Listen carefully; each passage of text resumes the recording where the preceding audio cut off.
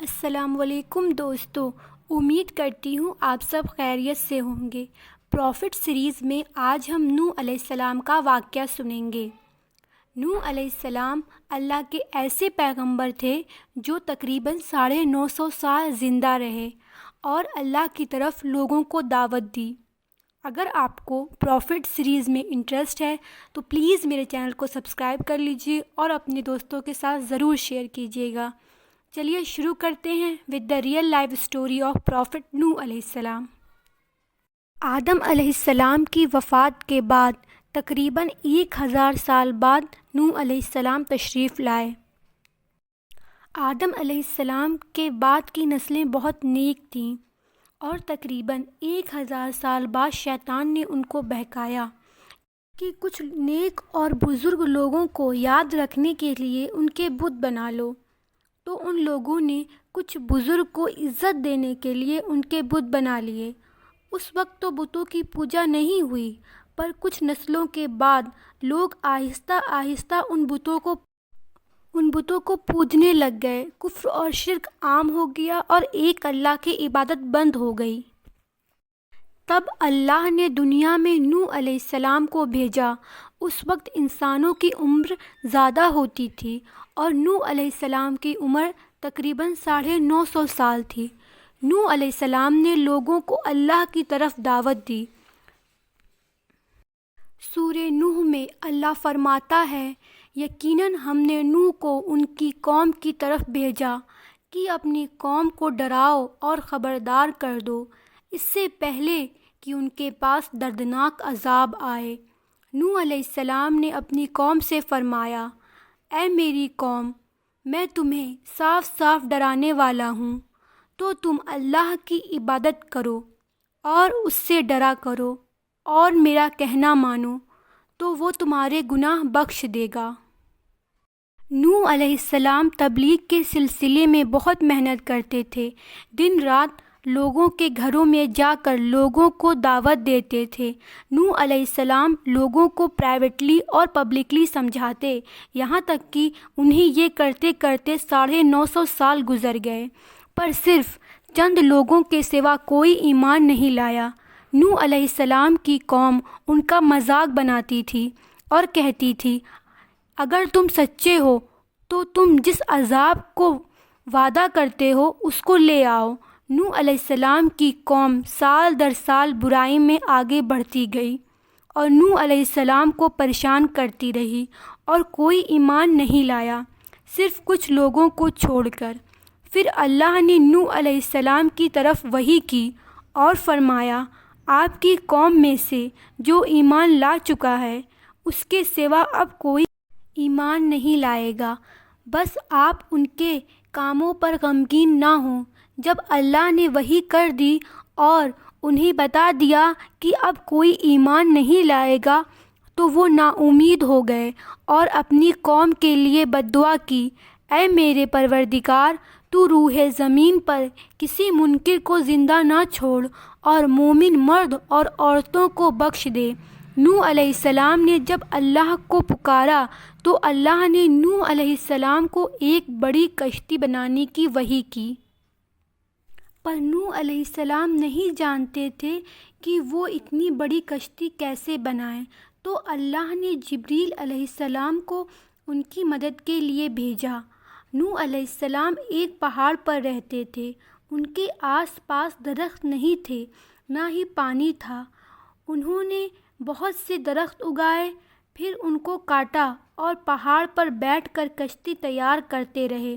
لوگ جب نوح علیہ السلام کو کشتی بناتے ہوئے دیکھتے تو ان کا مذاق بناتے اور کہتے، یہ کیسا مجنون ہے جو پہاڑ پر کشتی بنا رہا ہے۔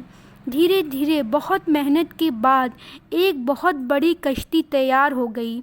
ایک جگہ آتا ہے کہ نوح علیہ السلام نے یہ کشتی 100 سال میں تیار کی۔ اس کشتی کی لمبائی 300 گز اور اونچائی 30 گز اور چوڑائی 50 گز تھی۔ ایک اندازے کے مطابق اس کشتی کی لمبائی 1 کلومیٹر سے زیادہ تھی اور گہرائی 30 ہاتھ تھی۔ یہ دوسری عام کشتیوں کی طرح اوپر سے کھلی ہوئی نہیں تھی، بلکہ اسے جیسے نیچے سے بند کیا گیا تھا ویسے اوپر سے بھی بند کیا گیا تھا، تاکہ اوپر سے جو بارش برسے وہ انہیں نقصان نہ دے۔ کشتی کے 3 فلور تھے اور ہر فلور میں ایک دروازہ تھا۔ اللہ نے نوح علیہ السلام کو حکم دیا کہ مومنوں کو اور اپنے گھر والوں کو اور زمین پر بسنے والے تمام جانوروں کا جوڑا جوڑا اس کشتی میں سوار کر لو۔ پھر اللہ نے زمین اور آسمان سے پانی کھول دیا اور سیلاب آ گیا۔ اس سیلاب نے دنیا میں رہنے والے انسان اور جانور سب کو غرق کر دیا۔ سیلاب کا پانی پہاڑوں سے بھی اوپر ہو گیا اور صرف نوح علیہ السلام کی کشتی اس میں باقی رہی۔ ان میں وہی لوگ اور جانور بچے تھے جو کشتی پر سوار تھے۔ اتنے بڑے نبی ہونے کے باوجود نوح علیہ السلام کا بیٹا کشتی پہ نہ آیا۔ نوح علیہ السلام نے اسے پکارا کہ میرے بیٹے اس کشتی میں آ جا اور کافروں کا ساتھی نہ بن، پر اس نے کہا میں کسی پہاڑ کی چوٹی پر پناہ لے لوں گا جو اس پانی سے بچائے گی۔ نوح علیہ السلام نے فرمایا، آج اللہ کے حکم سے کچھ بچنے والا نہیں پر وہی جس پر اللہ رحم کرے۔ باپ اور بیٹے کی درمیانی یہ گفتگو جاری تھی کہ ایک طوفانی موج نے ان کے بیٹے کو غرق کر دیا۔ جب نوح علیہ السلام کے سامنے ان کا بیٹا غرق ہو گیا تو ان کی آنکھوں میں آنسو آ گئے اور وہ پکار اٹھے، اور تو نے مجھ سے وعدہ کیا تھا کہ میرے گھر والوں کو نجات عطا فرمائے گا، اور تو تمام حاکموں میں سے بہتر حاکم ہے، لہٰذا یہ ناممکن ہے کہ تیرا وعدہ پورا نہ ہو۔ اللہ نے فرمایا، اے نوح، وہ تیرے اہل سے نہیں تھا کیونکہ وہ کافر تھا۔ کفر نسب کو ختم کر دیتا ہے۔ اللہ نے نوح علیہ السلام سے فرمایا، آپ ہرگز وہ چیز نہ مانگیں جس کا آپ کو علم نہیں۔ نوح علیہ السلام یہ بات سمجھ گئے اور فوراً اللہ سے توبہ کی۔ فرمایا، اے میرے پروردگار، میں تیری ہی پناہ چاہتا ہوں اس بات سے کہ تجھ سے وہ مانگوں جس کا مجھے علم نہیں۔ اگر تو مجھے نہ بخشے گا اور مجھ پر رحم نہ کرے گا تو میں خرابی والوں میں ہو جاؤں گا۔ کشتی نوح علیہ السلام، ان کے ساتھی اور سارے جانوروں کی نسل کو لیے پانی کی تیز لہروں پر بلندی سے چل رہی تھی، مگر زمین پر موجود ہر چیز، انسان، جانور، پرندے غرق ہو چکے تھے۔ ان میں سے کوئی باقی نہیں بچا تھا۔